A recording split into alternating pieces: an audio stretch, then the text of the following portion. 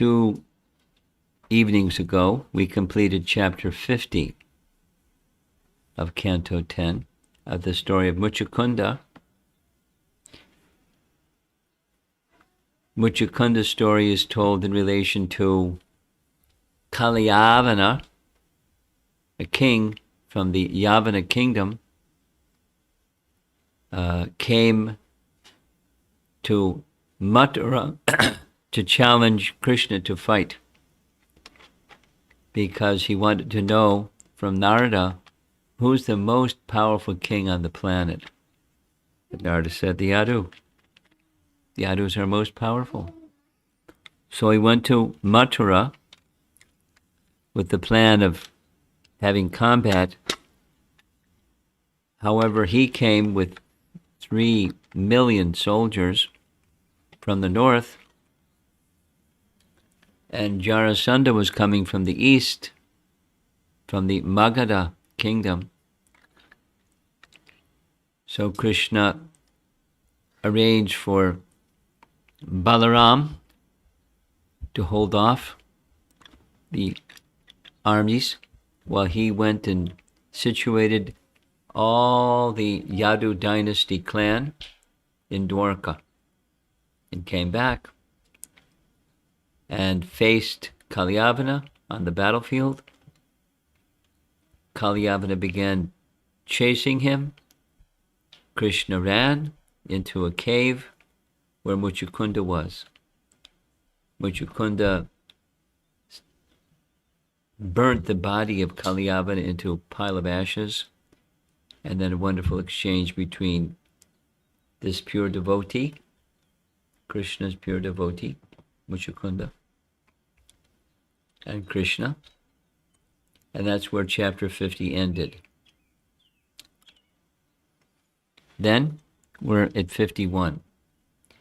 And 51 is the marriage of Krishna's first queen, Rukmini. But before that, Balaram married first Revati. And we'll hear both in chapter 51.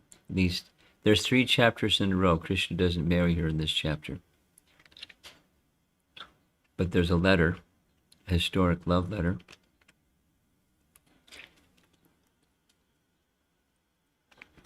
So we'll begin by just this little bit of review. How long did Krishna remain in Vrindavan before he went to Mathura? He remained, according to Vishwanath Chakravarti Thakur, 10 years and 7 months. And that's when he entered Mathura. He was there for a short while. He received his Upanayana from Gargamuni at around 11 years of age. And then it was time for him to go to school, so he went to the school of Sandipani Muni for 2 months, and then he returned back to Mathura. When he returned to Mathura, as he had promised, he visited Akrura and Kubja. Remember, Krishna is just a little over 11 years old, but he heard of his cousins in Hastinapur having difficulty. So he sent Akrura to do a spy mission. Go find out what's going on. He went to Hastinapur, stayed for a month, came back and informed Krishna what's going on in Hastinapur. Uddhava, around the same time, he carried Krishna's message to the gopis. And there's not a clear understanding of how long Krishna remained, but it seems that he stayed for around 25 years. So 11 plus 25 makes, he was 36 before he went to Dwarka. So during this time, the 25 years that he was in Mathura, we don't hear too much, but this cindering or burning the ashes of Kaliyavana by Muchukunda's glance. Muchukunda, after their exchange, he took permission from Krishna and headed for the north country, where Krishna had instructed him to purify himself for the remaining period of his life. And he worshipped the Supreme Personality of Godhead in the Himalayas. And we hear from the end of chapter 50, Krishna said, you'll become a Brahmana, first-class Brahmana in your next life, and you'll elevate many people and go back to God afterwards. So that's where chapter 50 ends, and 51 begins, where Krishna returned back to Mathura, because this cave was, according to Dinabandhu, it's in Rajasthan. There's photographs of the place that's said to be the place. Krishna returned to Mathura, and there was the remainder of Kalyavana's army, which he completely destroyed, the 3 million soldiers. And he and Balaram, pictured here, also in this painting, Krishna's up on the top, Balaram is down at the bottom, smashing people. And they were gathering up the valuables from the bodies lying on the ground to take to Dwarka. But while this was going on, Jarasandha appeared for the 18th time. We heard this in the previous chapter. During this 25 years, Jarasandha had gathered 17 armies. The first time it was 13 Akshohinis. This time is 23 Akshohini divisions. In each division we saw the numbers, it's big numbers. And here he comes from the east side of Mathura. Before he left Magadha, his kingdom, he gathered together the Brahmanas and the astrologers and threatened them. If I defeat Krishna, when I return, I will take shelter of your feet and worship you all forever. But if I'm defeated and imprisoned, I will kill you all. Of this there is no doubt. That's Brahmanas. He was fearless and foolish. So off he went with his 23 Akshohini divisions of soldiers, and Krishna and Balaram, as you see in the painting, they saw him coming. They're called in the chapter the 2 Madhavas. Imitating human behavior, ran swiftly away and climbed the Pravarshana mountain. Now, the Pravarshana mountain is different than where the cave of Muchukunda was. But powerful Jarasandha laughed as he pursued them, saying, you cowards, he's been defeated 17 times. You cowards, turn and fight. So then there's some reflection. What is it that makes one person ridicule another person? Pretty easy. There's pride, right? Pride. Jarasandha still thinks of himself as powerful, even after being defeated by Krishna and Balaram 17 times. This is a BBT painting showing Krishna. Balaram isn't in the picture, but Krishna defeats oh, there he is. Balaram is over here. Just the two of them defeating vast armies. In the background, that's the fort in Mathura city. So since it's pride, what are some of the symptoms of pride? Boastfulness, not having a proper estimation of things, and the consequences of pride. Well, pride blinds one. One cannot see what's what when one is proud. besides an inflated sense of oneself. When both Krishna and Balaram ran, abandoning the riches, fearless but feigning fear. Now Krishna knows how to do that. Can you think of another time when Krishna was feigning fear or expressing fear? Because he's fearless. So why is he fearful? When he was running from Mother Yasoda, he wasn't feigning fear, but he, according to the narrator, Shukadeva Goswami, he was astonished. Krishna wasn't just feigning fear, he was crying. Now, running from Jarasandha, he's feigning fear. It's a very different mood, a different purpose. We know from Bhagavad Gita, Krishna says, as they surrender unto me, I reward them accordingly. So, with Jarasandha, there was a purpose, why he was running, feigning fear. The purpose, our acharyas explained, it was time to marry Rukmini.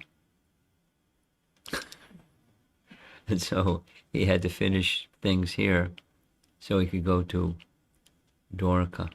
And his travel from Mathura to Dwarka was like practically instantaneous. So out of pride and envy, since Jarasandha couldn't find Krishna anywhere, hiding in a cave or anywhere else, he decided to burn him. So he set fire all around and all sides of that large mountain that they had climbed up, and thought that they would burn to death. So what did Krishna and Balaram do? They jumped from this mountain, which was 11 yojanas high. Now that's a big mountain. Today we don't find mountains that tall. 1 yojana is 8 miles. 8 miles times 11. That's 88 miles. No such mountain around anymore. But they climbed up the mountain, and they certainly don't look like they're in any anxiety. They look like they're having fun. And when they reached the bottom of the mountain, they transported themselves practically instantaneously to Dwarka. Unseen by their opponent or his followers, they returned to their city of Dwarka. What was the purpose of Krishna and Balaram running away from the battlefield? Leaving Jarasandha to assume that they ran because of fear? Well, he had a purpose. His purpose was to marry Rukmini. And to let the fool Jarasandha think that Krishna was afraid of him. It came in handy later when Jarasandha was destroyed. We'll hear about that much later. But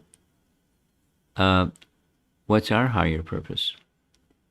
And if we have a clear idea of a higher purpose, then whatever choices we make and speech and behaviors we take, best if it's aligned to that higher purpose.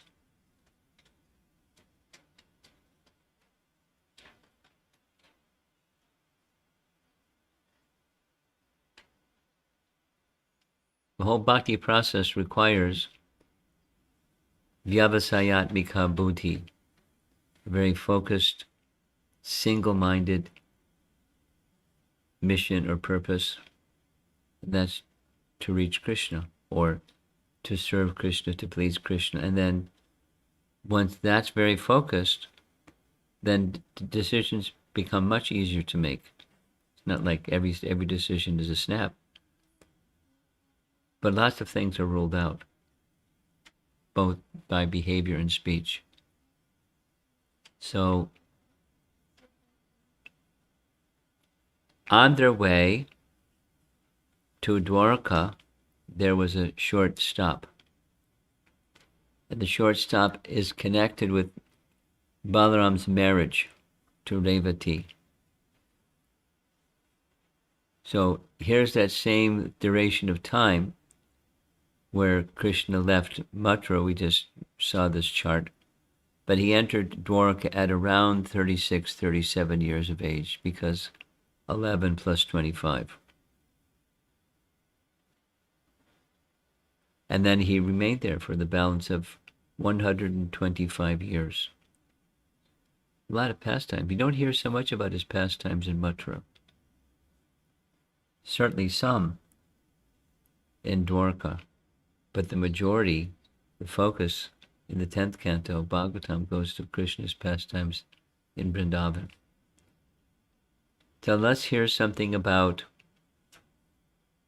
Revati, because Balaram was married before Krishna was married.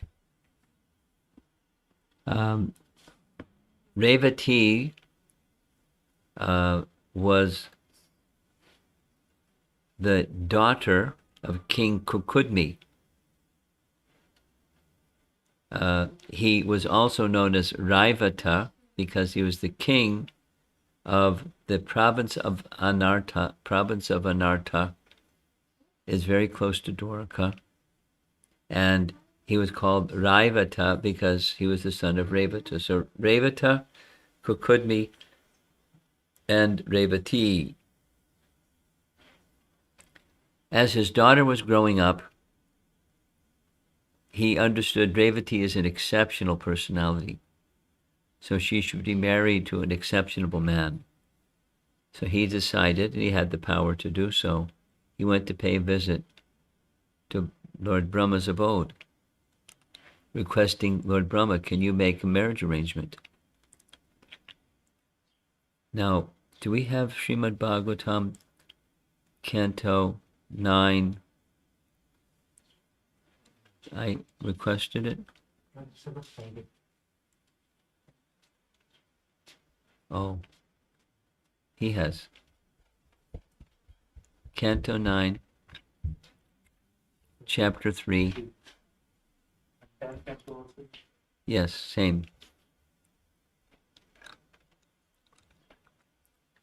So when the painting shows, there's Kukudmi on the right side. On the left side, there's Lord Shiva. And in the center, there's Lord Brahma. So when he went to Lord Brahma's abode, the guard, or the gatekeeper, told Kukudmi, you're going to have to wait right now because Brahma's engaged in hearing a musical performance. And when the musical performance was over, the guard or gatekeeper sent for the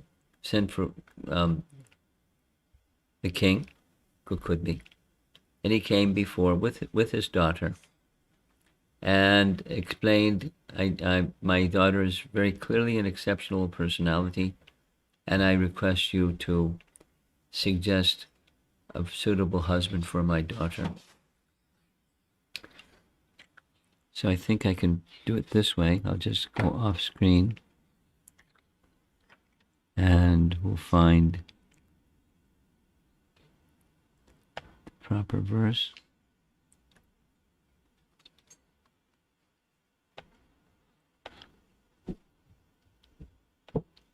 Canto 9, Chapter 3.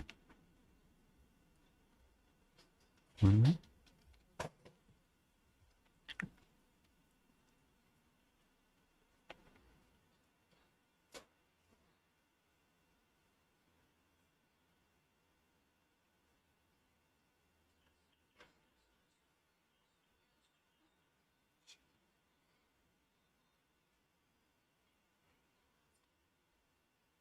Something's wrong.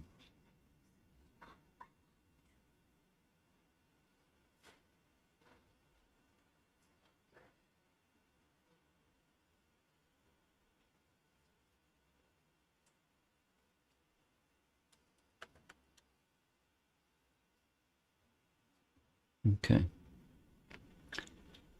Line 333. Okay. Okay, I'm just going to read it this way. It's right on the screen.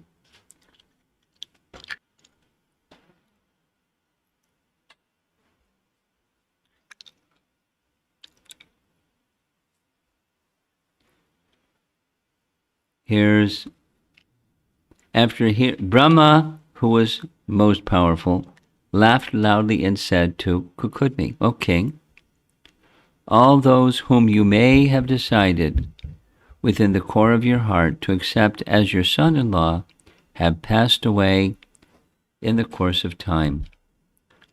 27 Chatur Yugas. What's a Chatur Yuga? Cycle of 4 yugas. The cycle of 4 yugas is 4,320,000 years times 27 have passed. Those upon whom you may have decided are now gone, and so are their sons, grandsons, and other descendants. You cannot even hear about their names. O king, leave here and offer your daughter to Lord Baladev, who is still present. He is most powerful. Indeed, he is the Supreme Personality of Godhead, whose plenary portion is Lord Vishnu. Your daughter is fit to be given to him in charity. Lord Baladev is the Supreme Personality of Godhead. One who hears and chants about him is purified. That's what we're doing right now. Because he is always the well-wisher of all living entities, he has descended with all his paraphernalia to purify the entire world and lessen its burden. Okay, so now back to the presentation here. The reason a passage of the period of time in Brahmaloka was equal to 27 yuga cycles on earth. And it was previously in Satya Yuga, and now it's already Dwapara Yuga. So personalities in Satya Yuga were of longer duration of time, but also they were taller and so forth. So when Kukudmi came back to earth and found Balaram, Revati was very tall compared to Balaram. So what did Balaram do? He took his plow, placed his plow on her shoulder, and reduced her in size to be the right size. And to make her shorter. And they became married in the province of, but the king was 27 yuga cycles had passed. So the marriage took place somewhere where his previous kingdom was, apparently. And off they go. Balaram's now married, and Krishna goes to Dwarka. Now, when Krishna goes to Dwarka, he hasn't been married yet, but Rukmini is an eligible queen. We hear a little bit about Rukmini in this chapter, 51. She's the goddess of fortune herself. She is an expansion of Srimati Radharani. She appeared as the daughter of King Bhishmaka. Bhishmaka was the ruler of Vidarbha, so sometimes Rukmini is called Vidarbhi. And King Bhishmaka had 5 sons. The 5 sons, Rukmi, the eldest son, Rukmarata, Rukma Bahu, Rukma Kesha, and Rukma Mali. He also had one daughter, and the young daughter was Rukmini. Now King Bhishmaka, he knew about Krishna, and he had a desire for his daughter to marry Krishna. And his daughter, Rukmini, had the desire to marry Krishna. How did that happen? She heard from Narada, because King Bhishmaka was a celebrated personality, so many sages would come to pay him a visit, and one of them who came to pay him a visit was Narada. And just by hearing about Krishna from Narada, that was it. She wanted to marry Krishna. Now think about it. Have we heard about Krishna? Everyone's heard about Krishna. At least everyone in this room has heard about Krishna. And how strong is our desire to be in Krishna's eternal association, whatever the natural relationship of service is, whatever his natural relationship awakens by hearing. But we're a little covered. And Rukmini was not so covered. She was the goddess of fortune. So hearing about Krishna was all it took. She wanted to marry Krishna. But, as fate would have it, there was an obstacle. And what was the obstacle? Her elder brother.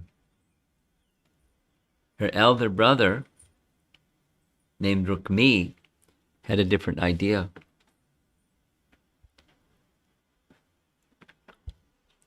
Hearing about Krishna from pure sources invoked her attraction to Krishna, and Rukmini thus decided to marry him. Krishna had also heard about and knew Rukmini's transcendental qualities. So the emphasis here is the power of hearing. Now we may not end up in a position where we want to marry Krishna, but by hearing transcendental messages about Krishna, the consciousness of the soul becomes awakened. And this is our basic Bhagavat Dharma process. The Bhagavat Dharma process is, by hearing, we develop awaken a natural attraction for Krishna and the messages of transcendence. And if we don't hear the message of Krishna, we're going to hear something else. And according to what we hear, then commonly attraction goes to what we hear. In the world today, people are not hearing about Krishna so much. They're hearing about lots of other things. And those lots of other things fill their consciousness or pollute their consciousness. So the process of cultivating Krishna consciousness is to hear, naturally hear about Krishna. That's the lesson from this hearing process. I mean, we heard it two days ago, where Muchukunda, he also just heard about Krishna.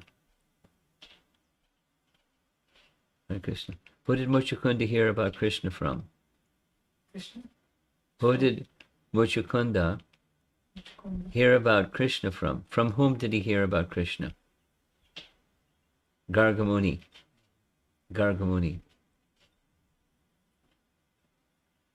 And just by hearing about Krishna, he developed a strong attraction.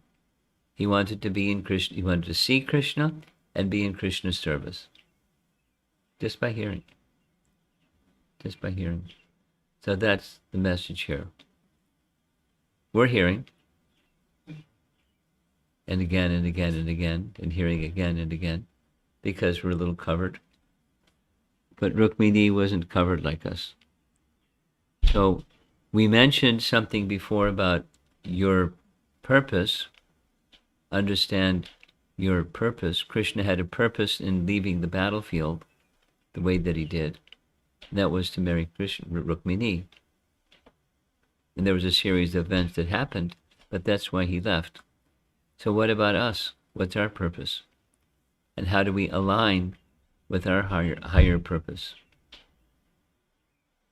Now this presentation is intended for an audience that it's a little more interactive than what we're doing right now.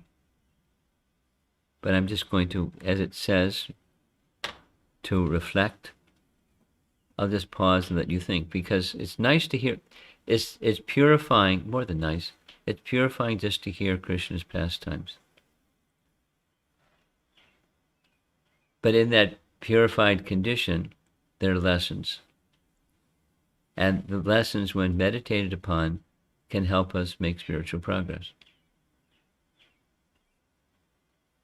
So, internally, what's your aspiration?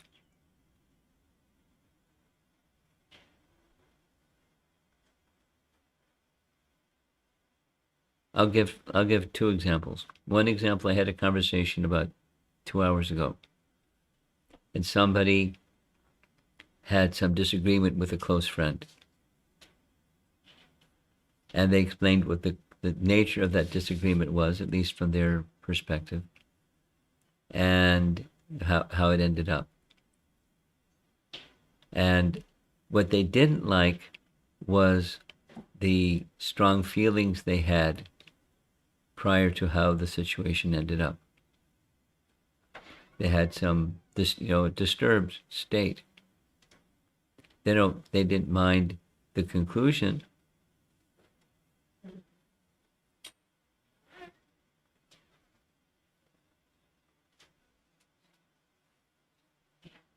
So their wish, if they were here, maybe they are attending this class right now, they would want to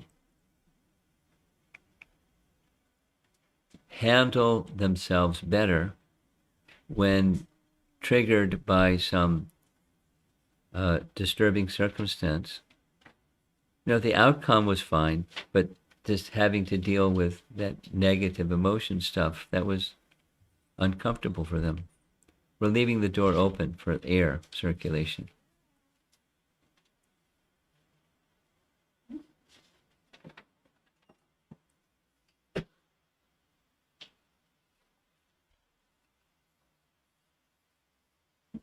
Okay, so in her case, at least today, she'd like to be able to handle her emotional condition better when it comes to something it needs to be addressed, but the emotional state was something that she wishes to not have to deal with. Now that's not like an ultimate, but that's like today's wish list. In our discussion, the goal was purity, because when purity is there, you can still see things and assess things and even feel things, but not be controlled by those feelings. And she was disturbed by how she responded. So I won't give a second example. I'll just let you think about it. And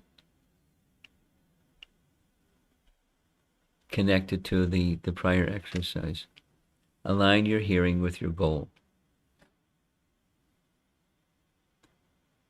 I'm going to pause and let you think.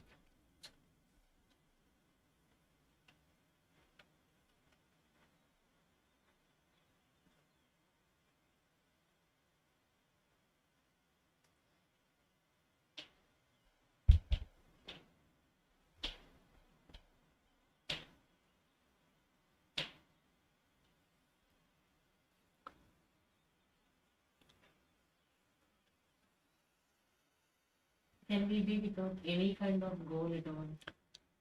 Short term, long term. Nothing. It says it's up to you. It's good to have long term, and then to align the short term with the long term, because the short term will help you get to the long term. quite often we're so busy that we don't take time to consider where's all this going, where do I want to go, and just live free. yeah, it's we're often caught up in problem solving without a higher purpose.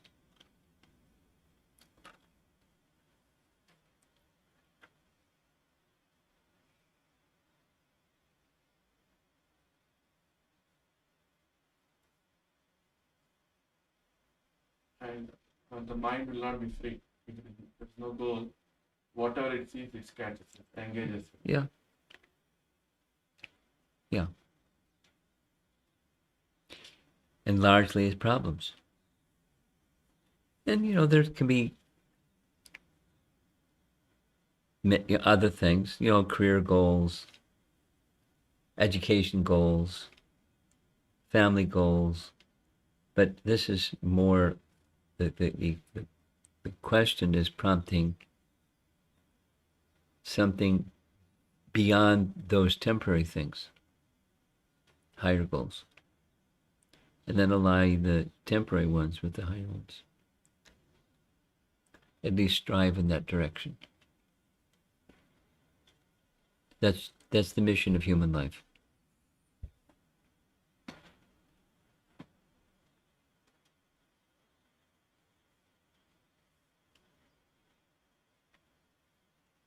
Trying to be free of pain, avoiding pain.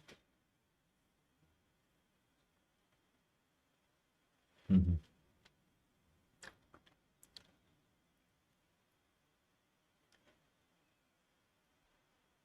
When goals are set with this part of this, the message for this evening, when goals are set, then naturally you want to hear that which is going to help you attain that goal. And if the goal is spiritual in nature, the higher goal is spiritual in nature, then even if it has to do with career or education or family, or like this other example I brought up, somebody is a friend with somebody else. The relationship is important to them. And they have higher goals. And so the decisions of what to do in any of those categories should be aligned with that higher goal. And it's perfectly fine to reevaluate and refine and adjust and even go back to the whiteboard and start over again. Ask yourself, is this really what my goal is? Okay. Or purpose. Rukmini and Krishna had similar qualities, and they were naturally attracted to each other. I mean, she's the goddess of fortune, and he's Madhava. So they're naturally attracted. Naturally attracted. Now here's the obstacle. Her elder brother announced before the king who he wanted his younger sister to marry. And everyone had a different idea. They liked Rukmini's idea, but Rukmini was envious of Krishna. Who did he want Rukmini to marry? Shishupal. Shishupal. Rukmini took it upon himself to insist that Rukmini marry Shishupal. And the father, Bhishmaka, he didn't want to make big waves in the family and oppose his elder son, and he was really adamant. So he remained silent. And Rukmini started making all arrangements for a wedding for his sister to marry Shishupal.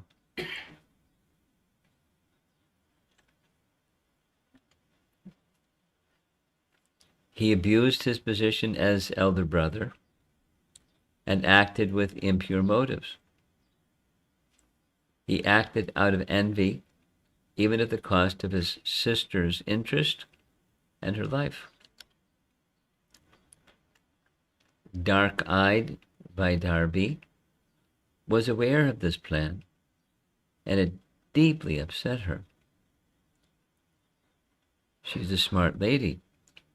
Analyzing the situation, she composed a letter to Krishna and quickly sent the letter with a trustworthy Brahmana to Krishna. No, she's in a nearby province, not so far from Dwarka, so that the messenger, the Brahmana messenger, who was confidential, could easily and swiftly get to deliver her letter. So I'm going to go offline for a moment here and read to you the letter. We'll hear it again tomorrow, but it's chapter 52, starting with text 37. Here we go.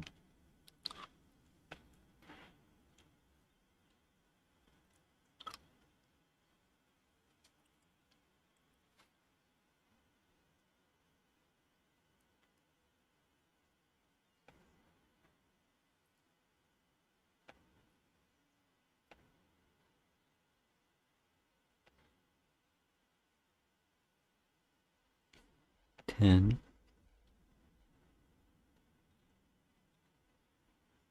52, verse 37. What's? That's 62, sorry.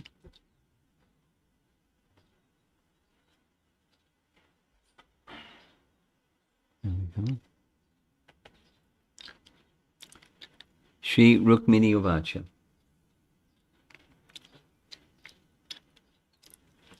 Oh, beauty of the worlds! Having heard of your qualities, which enter the ears of those who hear and remove their bodily distress, and having also heard of your beauty, which fulfills all the visual desires of those who see, I have fixed my shameless mind upon you, O Krishna. O Mukunda, you are equal only to yourself in lineage, character, beauty, knowledge, youthfulness, wealth, and influence. O Lion among men, you delight the minds of all mankind. What aristocratic, sober-minded, and marriageable girl of a good family would not choose you as her husband when the proper time has come? Therefore, my dear Lord, I have chosen you as my husband, and I surrender myself to you. Please come swiftly, O Almighty One, and make me your wife. My dear lotus-eyed Lord, let Shishupal never touch the hero's portion like a jackal stealing the property of a lion. If I have sufficiently worshipped the Supreme Personality of Godhead by pious works, sacrifices, charity, rituals, and vows, and also by worshipping the demigods, brahmanas, and gurus, then may Gadagraja come and take my hand, not Damogosha's son, or anyone else. O unconquerable one, tomorrow, when my marriage ceremony is about to begin, you should arrive unseen in Vidarbha and surround yourself with the leaders of your army. Then crush the forces of Chaitya and Magadendra and marry me in the Rakshasa style, winning me with your valor. Since I will be staying, so she's got a strategy. Since I will be staying within the inner chambers of the palace, you may wonder, how can I carry you away without killing some of your relatives? But I shall tell you a way. On the day before the marriage, there is a grand procession to honor the royal family's deity. And in this procession, the new bride goes outside the city to visit the goddess Girija. O lotus-eyed one, great souls, like Lord Shiva, hanker to bathe in the dust of your lotus feet and thereby destroy their ignorance. If I cannot obtain your mercy, I shall simply give up my vital force, which will have become weak from the severe penances I'll perform. Then after hundreds of lifetimes of endeavor, I may obtain your feet.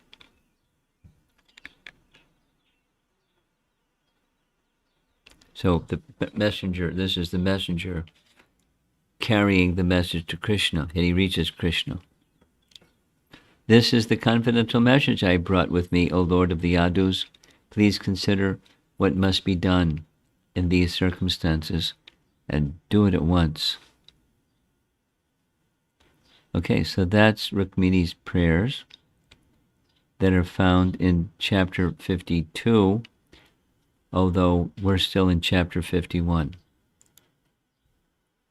So tomorrow we'll hear them again.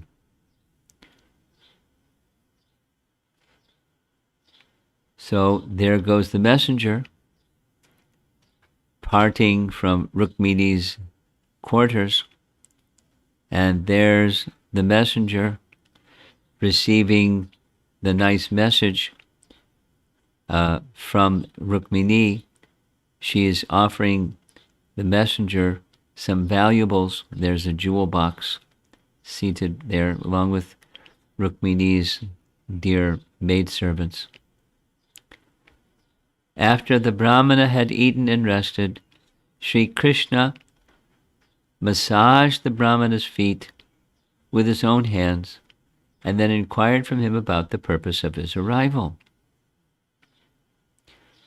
Whence have you come, crossing the impassable sea, because Dwarka was in an island? And for what purpose? Explain all this to us, if it is not a secret, and tell us what we may do for you. Thus questioned by the Supreme Personality of Godhead, who incarnates to perform his pastimes, the Brahmana told him everything. And in addition to telling everything, he read the letter. And here's the final slide. Betrothed to a man she loathed, Rukmini wanted to elope with Krishna, but would he consent? Now we know, ye tam mam prapadyante. So he's definitely going to consent. But she's in this position, I will not marry Shishupal, forget it.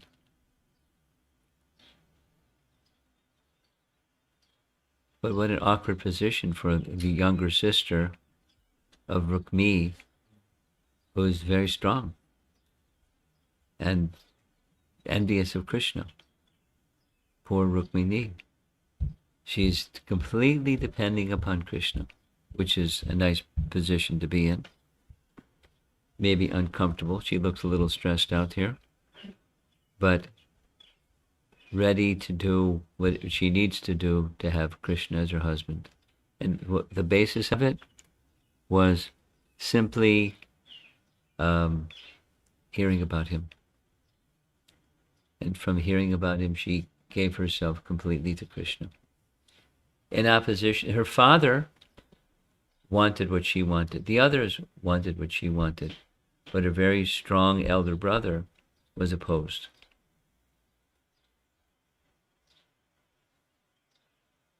So he's an obstacle. And he's a little abusive too. But there'll be a nice solution. Very nice solution. Okay, so that's chapter 51. And we'll carry on tomorrow with 52. And then midday the following day, we'll finish the marriage of Rukmini and Krishna. So let's see if there's any discussion. It's nice to know. It's nice to remind ourselves. The pastime that Krishna performs, of course, they're for his enjoyment, but it's also for our purification. Why does he come into this world? We know from Bhagavad Gita there are three main reasons: to give protection to the devotees, to annihilate the miscreants, and to reestablish the principles of Dharma. But he can annihilate miscreants and protect the devotees without coming at all. He can arrange for their destruction this way and the upliftment of the devotees another way. So why does he come in person? He comes to delight the hearts of his devotees because they're very eager for his darshan, for his direct appearance. So he comes. And he comes also so that we have nice topics about him to hear, chant, and remember. And fortunate for us, there are great personalities who record these pastimes and conversations, and they repeat them transparently, and just by hearing them, it's purifying. It's as good as being in Krishna's association. It's as good because the sound vibration and the person aren't different. We're covered, so our realization of that fact is weak, but it doesn't change the fact.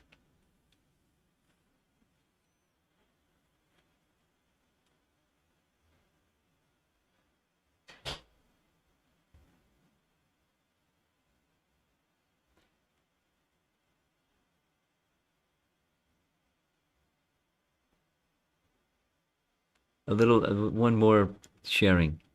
These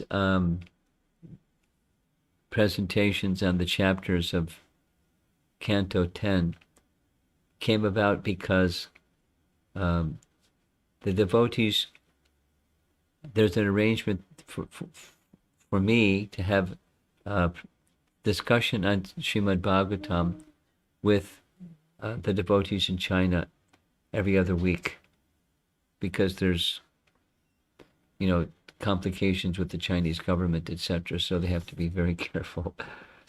So they have their own way of doing things. And so starting from, covered many of the pastimes of Krishna in Vrindavan, and then Krishna leaving Vrindavan. Now Krishna entering into Dwarka. So those chapters have been covered. That's how it started. And it's nice. My experience is meditating on the pastimes, hearing them, remembering them, speaking about them.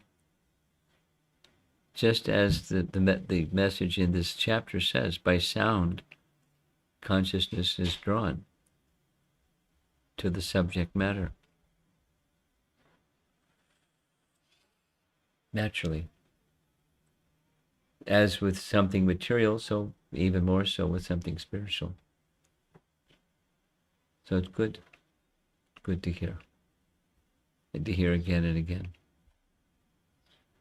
Let's see if there's some discussion.